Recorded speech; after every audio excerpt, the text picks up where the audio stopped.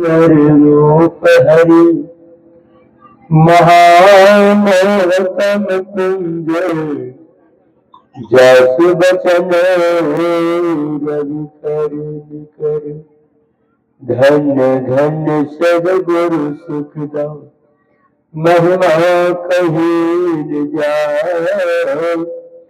जो कछु कहो तुमरे कृपा मोते कछो बसा। बोले प्रेम से श्री सदगुरु महाराज की जय। श्री सदगुरु महाराज की जय। श्री सदगुरु महाराज की जय। त्रैलोक के पावन प्रातः स्मरणीय अनंत श्री विभूषित परमराध्य सदगुरु महाराज के पाद कदमों में कोटि कोटि बार नमन। सत्संग में आए हुए सत्संग प्रेमी महान भाव माता एवं भक्ति मती वर्गो सबों के अंदर विराजमान परम पिता परमात्मा को कोटि कोटि बार नमन।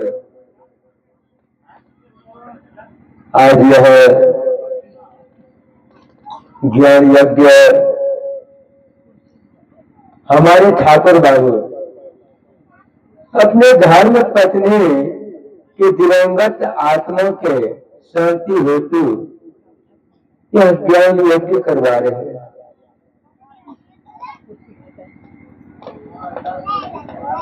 यह यज्ञ सारे यज्ञों से यह यज्ञ श्रेष्ठ कहलाता है। यह यज्ञ साधारण यज्ञ नहीं है। इस यज्ञ में होने से सारे पाप क्षय हो जाते हैं। कहते हैं भगवान कृष्ण गीता में अर्जुन को समझाते हैं अन्य क्षेत्रे कृतं पापम पुण्य क्षेत्रे विनश्यते पुण्य क्षेत्रे कृतं पापम वज्रलेपो भविष्यति। अन्य जगह का किया हुआ जो पाप है इस ज्ञानमय यज्ञ में होने से सारे पाप क्षय हो जाते हैं। और इस यज्ञ में थोड़ा सा भी झूठ सांच हो जाए तो कहते हैं संसार के किसी तीर्थ में जाने से यह क्षय नहीं होगा, यह वज्र के समान हो जाता है। इसलिए साधारण यज्ञ नहीं है। हमारे ठाकुर बाबू अपने पत्नी के धर्म पत्नी के दिवंगत आत्मा के लिए या शांति के लिए यह यज्ञ करवा रहे हैं। कभी साहित्य वाणी में आया है भक्त मरे क्या रोइए जो अपने घर को जाए, रोइए साकत बापुरा जो हाथों हाथ बिटाए। भक्त का शरीर जब छूटता है उसके लिए चिंता मत कीजिए। वो तो भगवान के घर गए, अपना घर गए। रोइए उसके लिए जो कभी जीवन में भगवान का भजन नहीं किया, कभी सत्संग में नहीं गया, उसके लिए चिंता कीजिए। यहां से जाएगा तो क्या लेकर के जाएगा है पता। कबीर साहब कहते हैं कबीर सो धन संचय जो आगे का हो, सिर चढ़ाए गोठ हो जातन देखा तो। ऐसा धन जमा कीजिए कि जाने के समय में काम आवे। यह धन तो यही रह जाएगा, क्या जाएगा साथ में, कुछ जाएगा नहीं जाएगा। एक कवि ने लिखा है धर्माने गो गच्छति जीविका धनाने भू बहु पस्वस गोष्ठे नारी गृह द्वारे जनः परलोक मार्गे धर्माने गो गच्छति जीविका। तुम्हारा धन जो है यही तक रहेगा। पत्नी द्वार तक साथ देगी, बेसी करेगी तो द्वार तक रोएगी। समाज के लोग आपको स्मशान घाट पहुंचा देगा। आधार न हुआ, कोई गेस्ट आता है देखते ना, आधार निकल जाते हैं ना, तो समाज के लोग आपको आधार करके स्मशान घाट पहुंचा देगा। लेकिन जो आपका साथ किया गया, कुछ गया, कुछ नहीं गया। यही एक नेकी और बदी है जो है आपने संसार में रह करके परमात्मा का जो भक्ति आपने किया, यही भक्ति आपका साथ जाएगा। ए बच्चा सर, ए बच्चा सर, जो आपने भक्ति किया है यही भक्ति आपका साथ जाएगा, और कुछ यहां से जाने वाला नहीं है। कबीर दर्शन साधकी साहब आवे याद, लेखा की वाही घड़ी बोकी के दिन बाद। कबीर साहब कहते हैं जब साधु महात्मा का दर्शन होता है ना, तो भगवान का याद आता है। लेखा की वाही घड़ी बोकी के दिन बाद। जब तक आप इस सत्संग में बैठे हैं ना, इसी का लेखा जोखा भगवान के रजिस्टर पर है। और दिन भर जो काम करते हैं ना, घर का क्रियाकलाप, यह सब भगवान के घर में लेखा जोखा नहीं है। यही थोड़ा सा जो आप 1 घंटा से 2 घंटा आप सत्संग में बैठे हैं ना, यही भगवान के एक खाता पर आपका नाम दर्ज है। अब बाकी घर का काम काज का नाम जोखा नहीं है।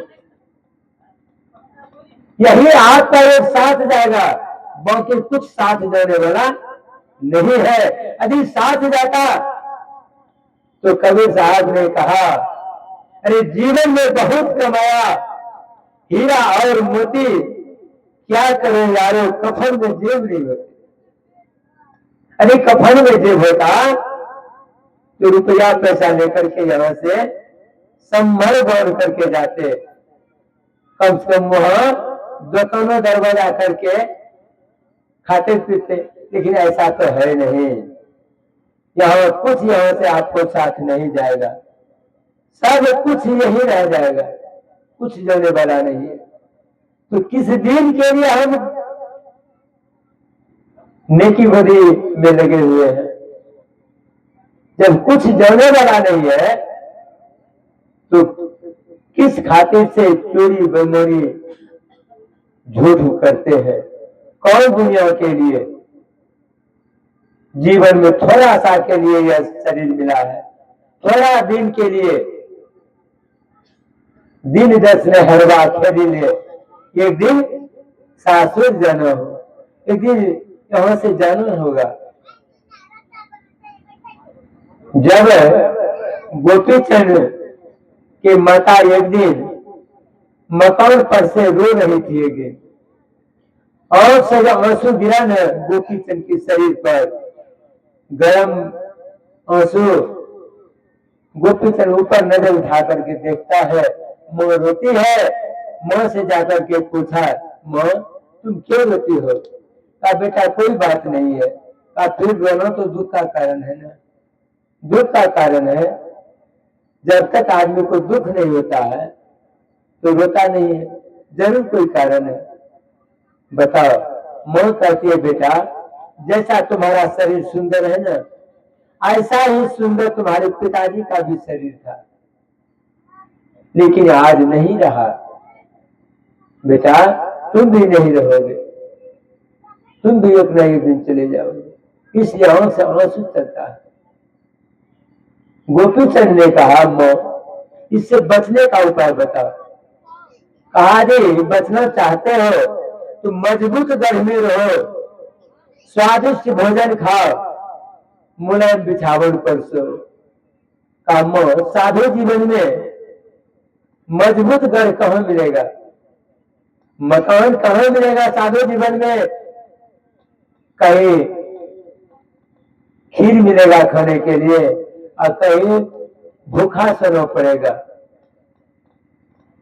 साधु जीवन में मजबूत मकान कहाँ मिलेगा, मजबूत घर कहाँ मिलेगा? और माँ कहती है कि स्वादिष्ट भोजन खाना, स्वादिष्ट भोजन कहाँ मिलेगा? और मुलायम बिछावन तो सब तकिया गद्दा कहाँ मिलेगा? कहा बेटा तुम नहीं समझा। मजबूत घर है, सत्संग ऐसा मजबूत घर संसार में कहीं नहीं है। बेटा सत्संग में रहोगे तुम्हारा कोई कुछ बिगाड़ नहीं सकता है। और स्वादिष्ट भोजन खाना, भूख लगे तब भोजन करना। और मुलायम बिछावन पर सुनो। जब नींद आवे तब सुनो। नींद होने के बाद टूटा खाट भी जो है ना, बड़ी आनंद आता है सोने में। समझ में आ गया गोपीचंद को। देखिए सत्संग ऐसा मजबूत घर संसार में कहीं नहीं है। यदि सत्संग में रहेंगे ना, सत्संग में सुख चैन मिलेगा, हलवा पूरी पकवान मिलेगा, रहने के लिए मकान मिलेगा, आदर और सम्मान मिलेगा।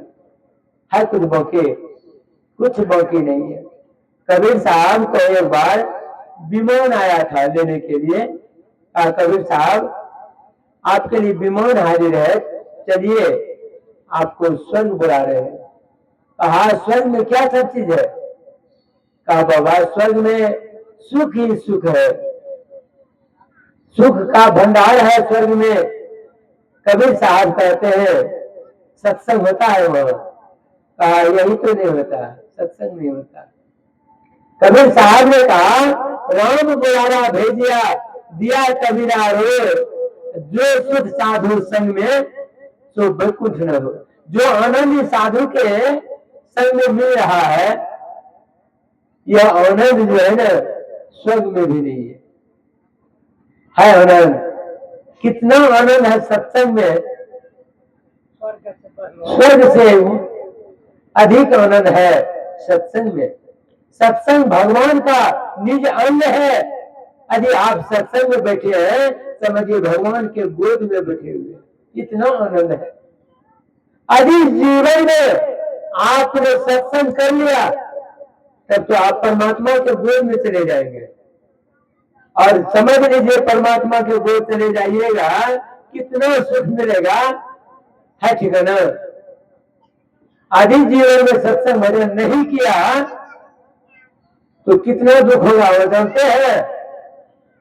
कहा जब जगराज परम चढ़ी बैठतो, रूप देखे तो तैया, मारी सका सा जमपुर ले जेतो, बापो कब भैया रे मूर्ख मन राम का भजन कैया। तब उल्टे पुलटे सुझेगा वह, खाली मूली का मार लगेगा। आज कर लीजिए, जब माता के गर्भ में थे तो कबूल करके आए थे कि हे प्रभु मुझे इस गर्भ से नर्क से मुझे निकालिए, आपका मैं भक्ति करूंगा। और बाहर आकर के आपने संसार में घूमने लग गए, संसार का हवा लग गया और भगवान का भजन को भूल गया। कहते हैं कहो यह जाने के समय में पूछेगा आपको क्या आपने कमाई करके आए। यदि इस जीवन में आपने थोड़ा सा भी भक्ति भजन कर लिया तो भगवान कृष्ण गीता में कहते हैं हे अर्जुन नेहा भी कमनासो अस्ति पतिराये न बुद्धते सत्यमापस्य धर्मस्य प्रायतो महतो भया। हे अर्जुन यदि जीवात्मा थोड़ा सा भी भक्ति कर लेता है तो अनुभव मिल जाता है, महाभय से बच जाता है। महाभय क्या है?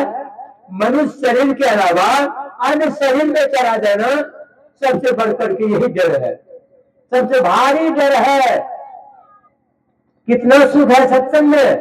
यदि चले जाइएगा बंदर कुत्ता के शरीर में, भालू के शरीर में, कितना दुख होगा विचार कीजिए। अभी भजन में सुने ऐसे जन्म नहीं पैबा मन रे, ऐसे जन्म नहीं पैबा सुकर स्वर्ण चराचर पसबा, जन्म जन्म दुख पैबा। सुखी तीन आगे धरी देते घास भूसा नहीं पैबा, सुखा भूसा दे देगा टोकरी में। देखिए कितना दुख होगा मन में, बताइए। हरा घास नहीं मिलेगा। हमारे गांव का बात करते हैं, हमारे गांव में ये हलमान था, हल जोतने वाला। जब हल जोतने के लिए जाता था ना, जब बैल बैठ जाता था तो क्या करता था जानते हैं? उसका निंगली पकड़ करके खूब जोर से दर्द करता था मुंह से। जब दर्द बैठाता था ना वो निंगली में कुछ में, तब छटपटा करके बैल उठता था। ऐसा सब ये आदमी है। मिर्चान आंख में तोड़ करके घस देता है। अभी कोई मरचान आंख में घसेगा, पूछिए कितना दुख होगा। और वह बैलजोरी में जीव चला जाएगा, कितना तकलीफ होगा। 184 भरमी के पौ पर यट अटके आ, अब की पाचा न पड़े तो फिर 84 जन। ये तो 84 लाख जोड़ी भ्रमण करते करते एक बात परमात्मा का कृपा हो गया, मनुष्य शरीर दिया, और मनुष्य शरीर पाकर के आप परमात्मा का भक्ति नहीं कर रहे हैं, फिर यह जीव चला जाएगा कौन? 84 लाख जोड़ी में 30 लाख अस्थावर दोनों, 9 लाख जलचर मानो, 11 लाख कृमि कवि गाये, 10 लाख पक्षी गण सुहाए, 20 लाख पशु दोनों हो भाई, 4 लाख बोनस समुदाय। जब 84 छुट्टी जी है तब मनुष्य दे पाइए।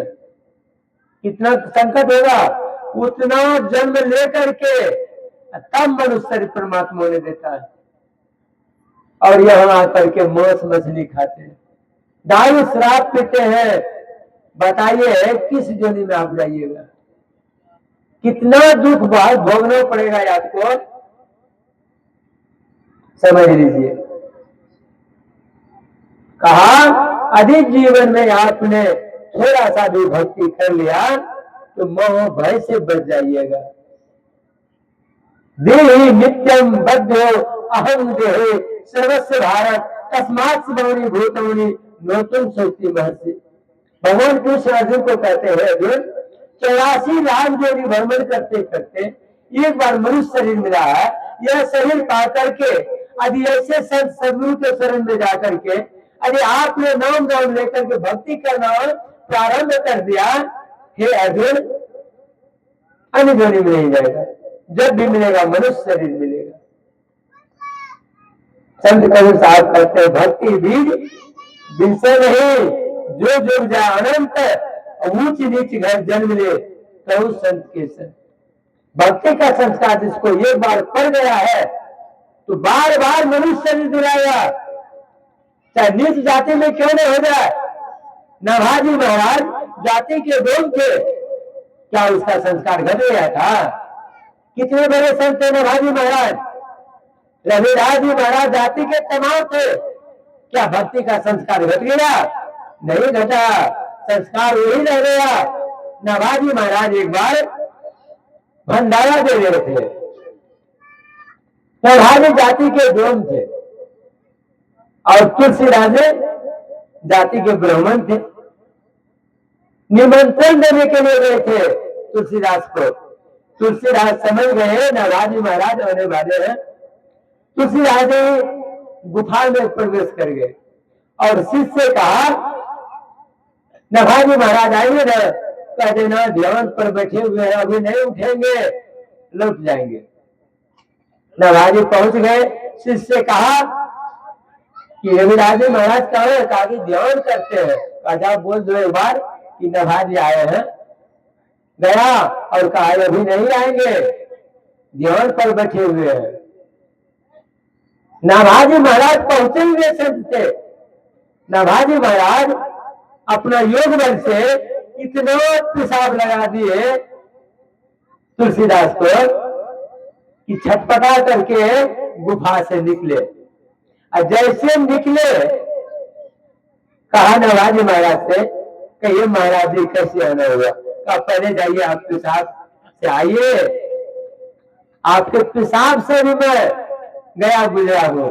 हम आपको बुलाए, आप नहीं आए, पेशाब का तलब आया, बाहर निकलना पड़ा। जब आए उधर से कहा कहिए महाराज कैसे आना हुआ? कहा कि आज कल जो है ना हम भंडारा दे रहे हैं, उस भंडारा में आपको निमंत्रण देने आए हैं, कल 12 बजे पहुंचना है।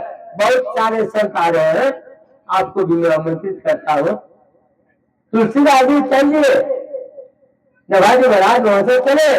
तुलसीदास जी मन में सोचा जाति का डोम है और हम जाति के ब्राह्मण हैं और जाएंगे भंडारा खाने के लिए, लोग क्या कहेगा, हम बड़ा जाते हैं अनावादी जाति के नीचे है, क्या कहेगा।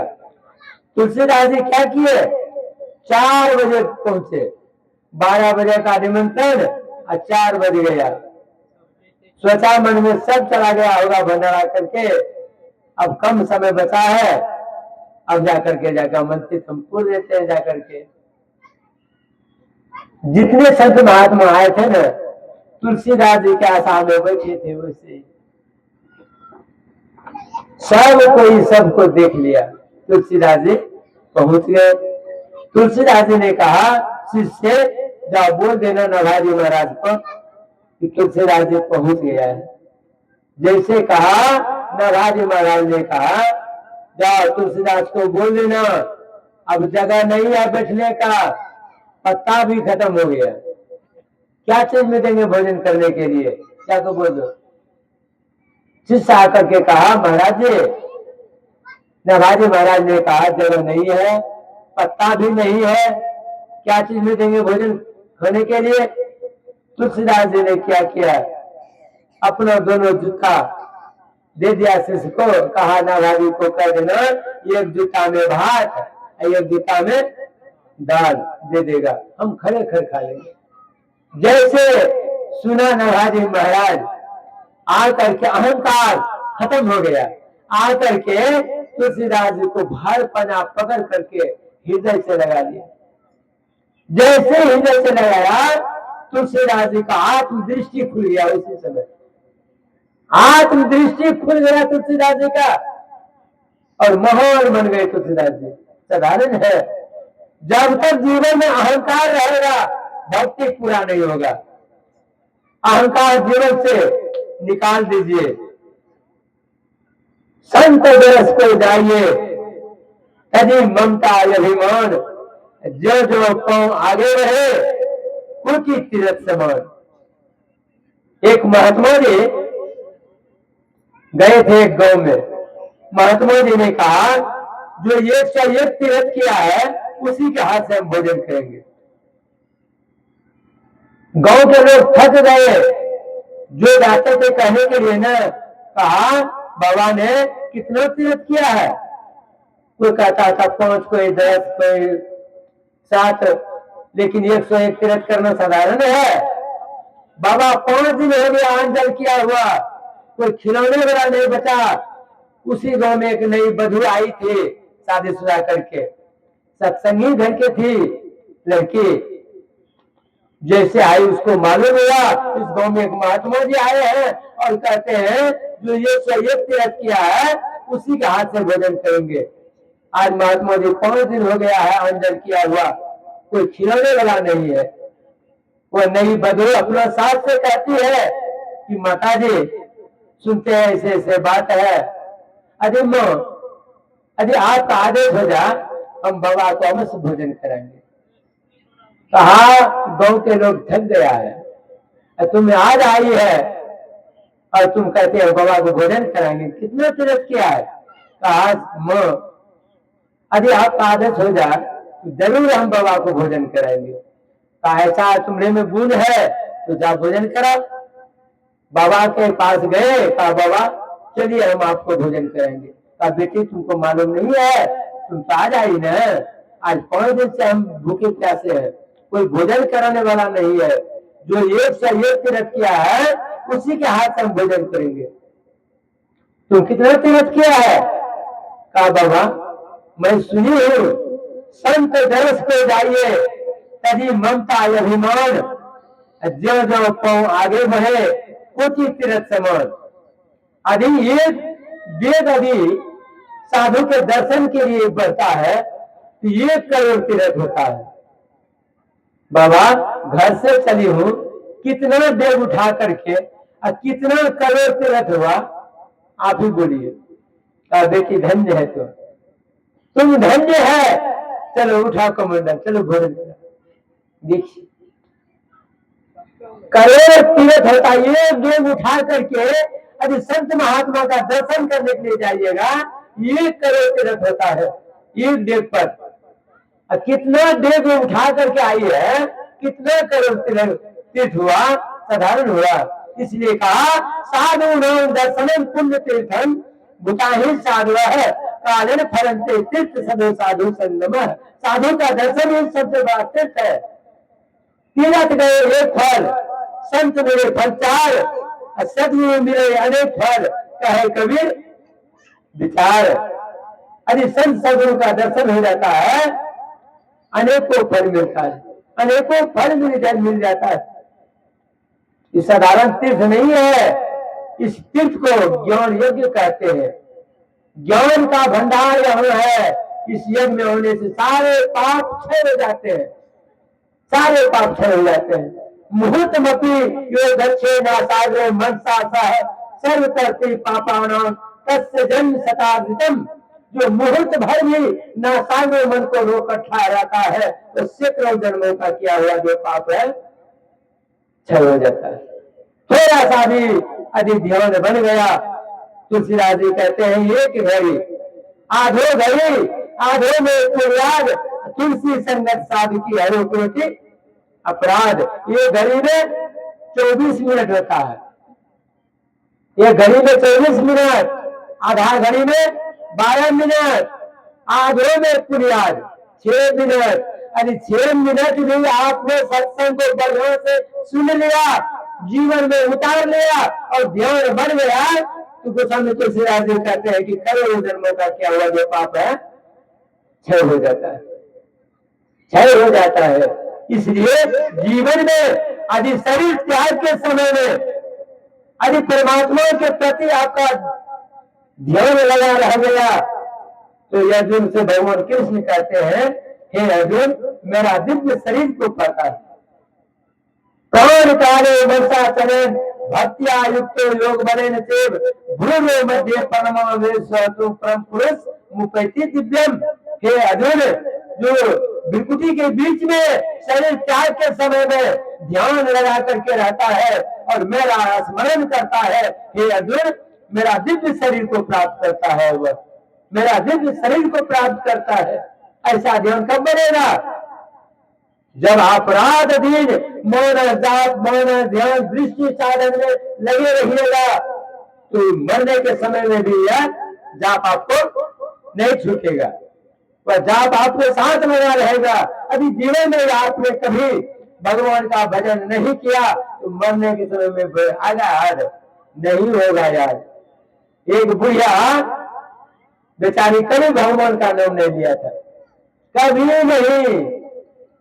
जब बुढ़िया मरने लगी तो बेटा ने कहा गे माँ राम राम कही न, कह रे बेटा मकई खेतों में थे पर लो। अरे हमें की लगे जो मकई का जो तैयारी कर कहीं सब होते मार तो जा कहीं न राम राम। बुढ़िया बहला दे बात का कहवे नहीं करे। रामो नाम का आदमी हो जाते रे क्योंकि रे रामो हम माँ देखी नहीं बचते चलता हमारा तन अभी थोड़ा देखी के कही देते न कि रमो गए मत हम हम माँ उधार भा जेते, छुट्टी मिली जेते संसार सागर से। बेचारा रमो समझदार होर खड़ा करी अले खड़ा छे अंगना में कहते गे माँ चिन्ह केच गए कहते हाँ केच गेगा कहते परमिलिया बाप नहीं छिगे लेकिन रमो नहीं कह परमिलिया के बाप कही के बेचारी शरीर छोड़ देते। देखिए यदि जीवन में आपने कभी भगवान का भजन नहीं किया तो याद कर लीजिए मरने के समय में भी भगवान का नाम याद नहीं होगा। आपके बाल बच्चे आपको कहते रहेंगे माता जी राम राम कहिए, नहीं होगा, नहीं कीजिएगा भगवान का भजन, कभी नहीं होगा। इसलिए कि जीवित अवस्था में आदत लगाइए। यदि जीवित अवस्था में आप आदत लगाते हैं तो मरने समय में भी आपका आदत लगा रहेगा। आज कर लीजिए। अर्जुन पूछते भगवान से भगवान यदि भजन भेद ले लिया और कहीं शरीर छूट गया, भक्ति पूरा नहीं हो सका, कहीं उसका जीवन अधोगति में तो नहीं चला जाता है। जिस तरह से आकाश में बादल लगता है हवा बहने के बाद क्षण भिन्न हो जाता है, उड़ जाता है मेघ, देखते हैं ना। कहीं उसी तरह उसका जीवन क्षण भिन्न नहीं हो जाता है। भगवान कृष्ण अर्जुन को कहते हैं कि अर्जुन ऐसा नहीं होता है, कल्याणकारी व्यक्ति को कभी दुर्गति नहीं होती है। कल्याणकारी व्यक्ति को कभी दुर्गति नहीं होती है। नरेन्द्र विद्यते न ही कल्याण दुर्गति चाहती। हे अर्जुन, कल्याणकारी व्यक्ति को कभी दुर्गति नहीं होती है। जब भी जन्म होगा मनुष्य शरीर मिलेगा और मनुष्य शरीर में भक्ति करके और आना और जाना का चक्र लगा रहेगा। जब तक भक्ति पूरा नहीं होगा तब तक मनुष्य शरीर मिलेगा और अंत में जब भक्ति पूरा हो जाएगा तब आपको आना और जाना का चक्र जो है आवागमन खत्म हो जाएगा। सबसे बढ़कर के दुख है आना और जाना का चक्र जो है, यही दुख है। शरीर मर जाता है, भसा दिया जाता है, जला दिया जाता है शरीर को, लेकिन जीवात्मा नहीं मरता। जीवात्मा नहीं मरता है। शास्त्र में आया है, भगवान कृष्ण गीता में कहते हैं, अर्जुन नैनं छिदन्ति सहस्राणि नैनं दहति पावकः न चैनं क्रेदे त्यापो न सलति मारुतः। हे अर्जुन, ये जीवात्मा शस्त्र इसको काट नहीं सकता है, अग्नि जला दे सकती है दिल को, पानी गिरा नहीं कर सकता है, हवा सुखा नहीं सकती है। ये जीवात्मा अजर अमर है, इसका नाश नहीं होता है, इसका नाश नहीं होता है। ये जीव अजर अमर है।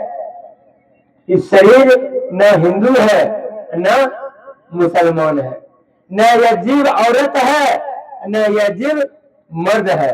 जीव जीव है जो जैसा कर्तव्य करता है ना। गीता को 16वां अध्याय को उल्टा करके पढ़िएगा। औरत शरीर कैसे मिलता है, कौन कारण से, बिल्ली का शरीर क्यों मिलता है, सब स्पष्ट लिखा हुआ गीता में 16वां अध्याय में। अंतिम में कर्म के अनुसार औरत का शरीर मिलता है।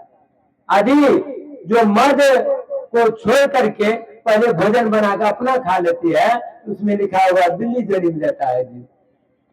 देखिए, इसलिए जीवन सत्संग जो है आपको ज्ञान सिखाता है।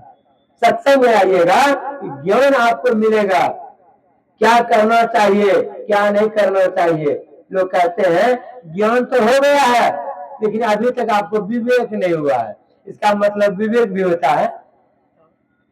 विवेक किसको कहते हैं? ज्ञान तो हो गया कमाने खाने लायक, लेकिन विवेक विवेक कहते हैं उसको जीवन में क्या करना चाहिए क्या नहीं करना चाहिए, क्या खाने योग्य है क्या खाना चाहिए क्या नहीं खाना चाहिए। जिसके अंदर ऐसा ज्ञान हो गया उसको कहते हैं विवेकशील आदमी। नहीं तो पढ़ लिख करके डॉक्टर साहब, इंजीनियर साहब, वकील साहब दारू पीता है, मांस मछली खाता है, उसको कहिएगा विवेकशील आदमी। विवेक तो उसी को कहते हैं जो कि ज्ञानी होता है। इसलिए जीवन में सत्संग ज्ञान सिखाता है। राजा अजय कर्मवश एक बार सर्पध्वनि में चला गया था। सर्पध्वनि में चला गया था राजा अजय। श्राप से कहा, महाराज यह सर्पध्वनि में कब तक हमको रहना पड़ेगा। कहा, जब तुम्हारे खानदान में परिवार में यदि कोई संत जन्म लेगा न और सत्संग करवाएगा जन्म पर, तब तुम्हारा सर्पध्वनि जो है खत्म हो जाएगा। अब राजा आज गया सर्पध्वनि में। अब ऐसा में है हमारे परिवार में कब संत जन्म लेगा, कब सत्संग करवाएगा, तब हमको फिर मनुष्य शरीर मिलेगा। तब तक अजगर जोनी में बेचारा है पड़ा हुआ सब। छठा पुष्प बीत गया। अब देखिए ये पुष्प कितना दिन टिकता है। छठा पुष्प बीत गया, सांप जोनी में आशा में है, मरना देना सांप जोनी। सतवां पुष्प में राजा जनक जन्म लिया। जब राजा जनक जन्म लिया तो इसी तरह से जन्म के अवसर पर सत्संग करवा रहे थे। जब सत्संग करवा रहे थे तो सांप को मालूम हो गया हमारे परिवार में आज सत्संग हो रहा है। सांप इतना तेजी से आया, इसी तरह से आदमी हजारों बैठा हुआ था, सांप दौड़ते हुए आया, हाहाकार मच गया, आदमी सब उठ करके खड़ा हो गया। विषैला सर्प आकर के मंच पर जबके बगल में जाकर के खड़ा बैठ गया। सत्संग सुना, भरपूर सत्संग सुना। जब सत्संग सुना हुआ हो गया तो जितना श्रोतागण बैठे हुए थे सब ने कहा महाराज ये कौन है? कहा हमसे तुम सुनना चाहते हो कि इसी से सुनवा दे? कहा बाबा इसी से सुनवा दीजिए तो और बढ़िया की बात है। महात्मा जी ने कमंडल से जल लेकर के उस सर्प के ऊपर में जैसे छीटा है वह दिव्य शरीर में आ गया, राजा के शरीर में आ गया, सर्प जो नहीं खत्म हो गया। कहा धन्य है महाराज जी, आज आपके दर्शन से मेरा जीवन उद्धार हो गया। आपके दर्शन से मेरा जीवन उद्धार हो गया। साधु का दर्शन साधारण दर्शन नहीं है, साधु के दर्शन से जीवन कल्याण हो जाता है। कहा महाराज आप कौन है? कहा मैं इसी कुल का, इसी खानदान का, मैं राजा बसु का पुत्र राजा आज हूं। कर्मवश में श्राप से सर्प जोनी में चला गया था। 6 पुरुष बीत गया तो हमारे परिवार में सत्संग नहीं करवाए, लेकिन आज 7वां पुरुष में राजा जनक जन्म लिया है और सत्संग करवा रहे हैं। आज गुरुदेव आपका दर्शन से मेरा जीवन कल्याण हो गया, सुधार हो गया। देखिए साधु नाम दर्शनं पुण्य तीर्थं भूताय साधु कालन फलंते तीर्थ साधु साधु संगमः। साधु का दर्शन ही सबसे बड़ा तीर्थ कहलाता है। बहुत बड़े बड़े पाप क्षय हो जाता है। कितना महाभारत में पाप हुआ था, कितना आदमी मारा गया था, लेकिन अर्जुन को भगवान कृष्ण ने क्या किया? भगवान कृष्ण ने कहा हे अर्जुन सर्वधर्मान् परित्यज्य मामेकं शरणं व्रज अहं त्वा सर्व पापेभ्यो मोक्षयिष्यामि मा शुचः। हे अर्जुन सारे कर्मों को तुम हमारे पास छोड़ दो और तुम हमारे शरण में आ जाओ, मैं सारे पापों को मुक्त कर दूंगा, सारे पापों को मैं मुक्त कर दूंगा। भगवान कृष्ण ने कहा जीवन में अच्छा और बुरा कर्म होते ही रहता है, एक कर्म क्षेत्र कहलाता है। लेकिन ऐसे ऐसे संत महात्मा आते हैं, संत महात्मा के दर्शन से बहुत सारे पाप क्षय हो जाते हैं। संत का दर्शन रोज करना चाहिए, दिन में 100 बार करना चाहिए। यदि 100 बार नहीं कर सकते हैं तो कम से कम दिन भर में 1 बार अवश्य कर लीजिए। यदि 1 बार नहीं कर सकते हैं तो सप्ताह में 1 बार कर लीजिए। सप्ताह में 1 बार नहीं हो तो 15 रोज में 1 बार साधु का दर्शन अवश्य कीजिए। कहा 15 दिन में यदि साधु का दर्शन नहीं कर सकते हैं तो महीनों में 1 बार कर लीजिए। तो कहने वाला कहते हैं कि बाबा हम पंजाब चले जाएंगे, 6 महीनों नहीं आएंगे, तब का 6 महीनों में भी आकर के साधु का दर्शन कर लो।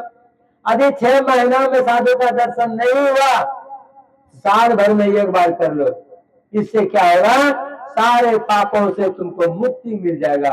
इसलिए कहा पिंड पाते या मुक्त है सह मुक्ति तुम मन्यते देहि ब्रह्मत्व मयाते जराना सौंदर्यता अनन्यता यदायाति तदा मुक्त है सह उच्यते। मरने पर जो मुक्ति मिलती है वह मुक्ति नहीं है। अरे मुक्ति तो वह है जब जीवित अवस्था में जीवात्मा परमात्मा को प्राप्त कर लेता है। कभी साहब के भरे में है साधु भाई जीवित नहीं करो, ऐसा जीवित अवस्था में परमात्मा को प्राप्त कर लो, मरने पर परमात्मा मिलेगा। पर मरने के बाद आप भक्ति कर पाइएगा। जिंदा में तो ढेर भक्ति करते हैं और मरने के बाद भक्ति होगा? नहीं होगा। इसलिए यह जीवन थोड़ा दिन के लिए आया है। कितना बजे? थोड़ा दिन के लिए आया है। परमात्मा का भक्ति कीजिए। इसलिए जीवन परमात्मा ने दिया है मनुष्य शरीर। अंदाजे हम मन बुझाई, मनुष्य शरीर परमात्मा ने दिया है। इस मनुष्य शरीर में आकर के आप भक्ति कीजिए, फिर यह शरीर थोड़ा मिलेगा, नहीं मिलेगा।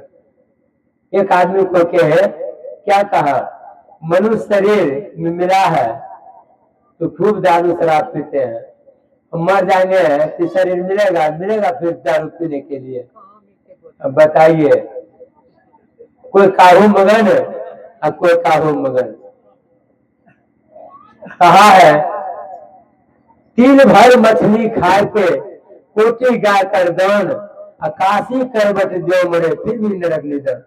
तिल कितना छोटा होता है, यदि उतना साधु आपने मछली जीवन में कभी खा लिया है तो काशी में जाकर के मरिएगा ना तो मुक्ति नहीं मिलेगा, फिर भी नरक में जाना पड़ेगा। मांस मछलियां खाता है सुरापान से हेत, अते नर से जस मूली का खेत। मूली का खेत देखते हैं ना, वो खाते हैं, जड़ समेत उखड़ जाता है, उसी तरह से जड़ मूल से उखड़ जाइएगा, फिर मनुष्य शरीर नहीं मिलेगा, याद कर लीजिए। इसलिए परमात्मा ने मनुष्य शरीर दिया है, इतना उत्तम शरीर दिया है। अब कहते हैं कि बड़े घर के बधू सत्संग में नहीं जाती है, तो कबीर साहब कहते हैं बड़े घर की बड़ी बहुरिया सत्संग में नहीं जा, अतः ही कारण कुतिया घर घर डंका खाए। सत्संग में आइएगा ना तो जीवन चला जाएगा कुतिया धोनी में, जिसका यमुना घुसेगा ना लगा लाठी। एगो कुतबा ढुक रही भोर हंडी में रहे, खिचड़ी बने रहे, संजोग से कुतबा मुड़ी गई लस्की गली, आ घर भैया जब देखल के जब लाठी दिए लगले न जोड़ो पर, कुतबा का कुछ सुझे।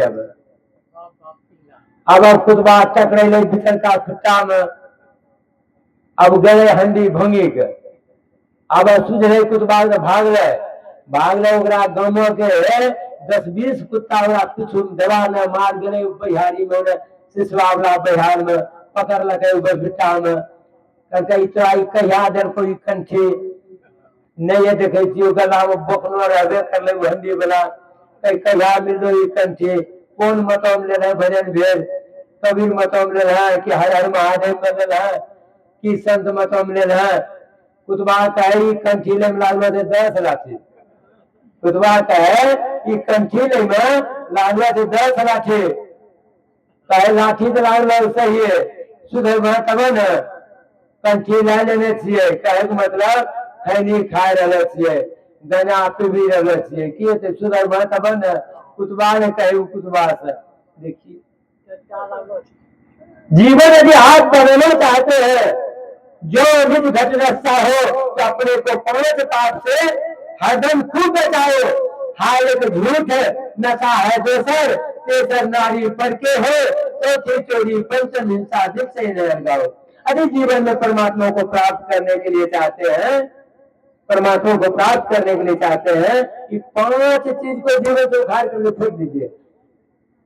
एक झूठ, नशा है दोसर, तेसर नारी पर के हो, चौथी चोरी, पंचम हिंसा, जिससे नहीं लगाओ, भगवान को हटा दीजिए। कबीर साहब ने कहा है, पर नारी पहली छुरी तेज छुरी, पर नारी दूसरा का नारी, पहली छुरी तेज तलवार की तरह धार है उसमें, पर नारी पहली छुरी 3 तरफ से खाए, धन हरे, यौवन हरे, अंत में घोर नरक ले जाए। कबीर साहब का वचन है। दूसरा नारी से आप मोहब्बत कीजिएगा, प्रेम कीजिएगा तो 3 तरफ से खाएगा, पहले आपका धन समेटेगा, वो धन हरे, शरीर को हरेगा, यौवन हरेगा, वह यौवन हरे, अंत में वो घोर नरक में ले जाए। यह सुन करके जीवन को उतारिए, जीवन में जब उतार लीजिएगा तब परमात्मा से आपको दर्शन होगा। परमात्मा का दर्शन साधारण दर्शन है, साधारण दर्शन नहीं है, बड़ी कठिन मार्ग है। साथ में आया आहुति सत जागृत प्राप्त बोधन सृष्टि धारा कव्यो बदंती हे जागृत उठो, अज्ञान निंदा से जागो और श्रेष्ठ पुरुषों के समीप जाकर के ज्ञान प्राप्त करो। जिस तरह छुरे की धार तीक्ष्ण दुस्तर होती है, तत्वज्ञानी लोग इस मार्ग को दुर्गम बताते हैं। बड़ी कठिन मार्ग है, छुरा के तलवार के धार के तरह तेज है, इस पर चलना साधारण नहीं है। हमारे शिष्वा में परसों से ध्यान साधना है, सबका हार कपता है, 8 घंटा कैसे बैठेंगे? 5 घंटा ध्यान में और 3 घंटा सत्संग में, 8 घंटा बैठना पड़ेगा। अब गुरु महाराज के वचन में है, आओ वीरो मत बनो, मर मर करके भाग लीजिए, तब मदन, वैसे न। बड़ी कठिन रहता है। अब गौतम तुलसीदास जी ने कहा, सुलभ सुखद मार्ग है भाई, हे भाई यह रास्ता बड़ी सुलभ है। गोस्वामी जी कहते बड़ा सुलभ है, और उधर कहते हैं बड़ी कठिन मार्ग है। कहा सुलभ किसके लिए है? जो इस रास्ता को तय किया है उसके लिए सुलभ है, जो इस रास्ता को तय नहीं किया है उसके लिए कठिन रास्ता है, बड़ी कठिन है। दयानंद बाबा जा रहे थे, कुछ आदमी बाबा को देखकर हंसने लगा, और बाबा सब दही चूड़ा खाए के मोटा गए। दयानंद बाबा तो ये रहबे कर रहे। दयानंद बाबा कहे कि देखो नुनू, कौन कम करे छो? कल कहे कि हमें तो कोदरा पड़े की रोज दे कल के 300 टका रोज खाए दे 2 टाइम। कहते हमें तो 3 टाइम देबो खाए ले, दही चूड़ा चीनी और बैठा के खेले बोल, कौन धंधा नहीं करे बोल, बैठना में से तरह। और 300 ना, हम तो 500 टका रोज देबो। सब युवक ने करके एक से बढ़िया कम कौन बैठले न बढ़िया।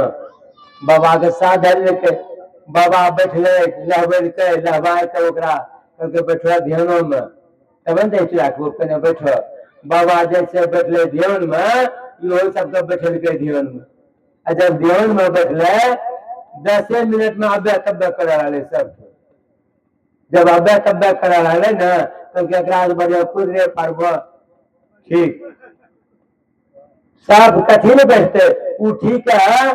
बाबा ध्यान है मैं इस सब पे फिरा देखिए, कोदरा पारबो ठीक, लेकिन साधु बनबो ठीक नहीं। बड़ा कठिन मार्ग है इस पर चलना, इसलिए जीवन को बनाने के लिए साधु महात्मा बनते हैं। कबीर साहब को एक सेठ ने पूछा था, कबीर साहब साधु किस लिए बने हैं? आप लोगों को यदि पूछ दे साधु किस लिए बने हैं, क्या कहिएगा? भंडारा खाने के लिए, क्या कहिएगा? कबीर साहब ने कहा था मौत के डर से साधु बने। अब मौत के डर से, मौत कौन नहीं जानता है? सबको जानता है एक दिन मरना है, फिर डर कौन बात के? सेठ ने कहा डर कौन बात के, मरना तो सबको है। कहा हे सेठ जी, कबीर साहब ने कहा हे सेठ जी, आज दिन से 7वां दिन आपका मौत लिखता है। कहते हैं कौन जानता है मौत, किसने जानता है? 7वां दिन आपका मौत लिखता है, याद कर लीजिए। अब तो सेठ लिखता है हवा गुजर गया, पानी चढ़ने लगा कि 7वां दिन अब दुनिया में से चल देना है। मौत के डर से कितना भयभीत होता है आदमी। सेठ जी खाना पीना त्याग दिया। 7वां दिन कबीर साहब देखने के लिए आया, देखता है कि जिस तरह से तंदुरुस्त था सेठ जी, तो खटिया धर लिया। कहिए सेठ जी क्या हाल चाल है? मत पूछिए, कुछ सोचता नहीं है दोनों को ने। कहते तो है कि मौत से कौन नहीं, मौत को कौन नहीं जानता है। फिर इस तरह से बात करते हैं। कहा 7वां दिन 7 दिन होता है, सोमवार मंगल बुध बृहस्पति शुक्र शनि इतवार, 7 दिन में मौत होगा ना। यही 7 दिन में ही मौत होने वाला है। कितना डर लगता है मौत से कि खाना पीना छोड़ दिया। यही मौत के डर से हम लोग सत्संग करते हैं। कोई पूछे किसके डर से करते हैं, तो मौत के डर से करते हैं। आज हमारे ठाकुर बाबू ने, उनकी पत्नी धर्म पत्नी जो धर्म को मोने, तो धर्म पत्नी एक होता है गरम पत्नी। गरम पत्नी के विषय में जानते हैं? पति को गरम पानी ढालते रहती है, नचाते रहती है उस पत्नी, उसको कहते हैं गरम पत्नी। एक होता है धर्म पत्नी, एक ठो का नाम है वाइफ। वाइफ अंग्रेजी में कहते हैं वाइफ, जो अपने पति को लाइफ को खराब कर दे उसी का नाम है वाइफ। वाइफ जो है अपना पति का लाइफ को खराब कर देती है, इसी को कहते हैं वाइफ।